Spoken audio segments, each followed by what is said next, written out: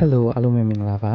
ကိုပြေပါဒီနေ့ကတော့ကလောရောက်တော့ကလောမှာနာမည်ကြီးတဲ့ရတာစုံလို့ခေါ်တဲ့မလိုင်းပလာတာဆိုင်လေးမှာမလိုင်းပလာတာလေးနဲ့တခြားတော့ပလာတာလေးတွေကိုစားခဲ့ပါတယ်ခင်ဗျာ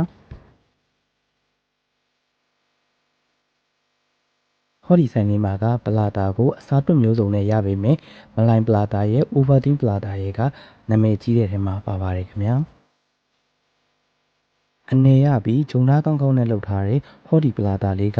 မုံအသားလေးကကိုကျွတ်ရွပြီးတော့စားလို့ကောင်းနေပါတယ်ခင်ဗျာမလိုင်းတွေအပြည့်စံထားပေးတဲ့ဟောဒီမလိုင်းပလာတာလေးကိုစားခဲ့ဖို့မမေ့ပါနဲ့နော်ဂျုံသားကောင်းကောင်းကိုမှမလိုင်းစစ်စစ်လေးရဲ့တကြားလေးပါဖြူထားပေးတဲ့အတွက်ချိုးပြီးတော့အလွန်ကိုမှအရသာရှိလာပါတယ်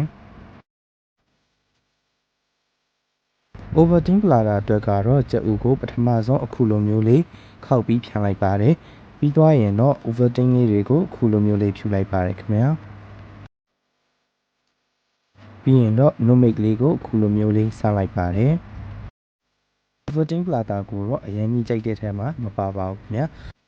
ဘာလို့လဲဆိုတော့တွားရီမှာကတ်တာကြောင့်မို့ပါ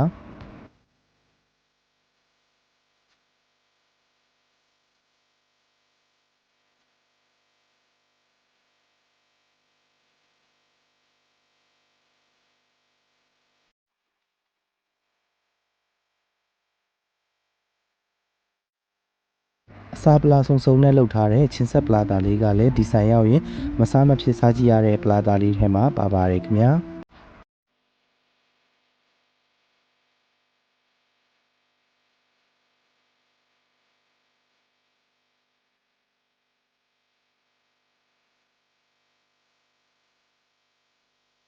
ဂျုံသားကောင်းကောင်းရဲ့လက်ရမှန်မှန်ရဲ့လှုပ်ထားတဲ့ဒီဆိုင်ရဲ့ပလာတာလေးတွေကအလွန်မဲစားကောင်းတာမို့ကလောရောက်တဲ့အခါစားကြည့်ဖို့ပြောရင်းနဲ့ပဲကျွန်တော်ရဲ့ဗီဒီယိုလေးကိုအဆုံးသတ်လိုက်ပါတယ်အားလုံးကိုကျေးဇူးတင်ပါတယ်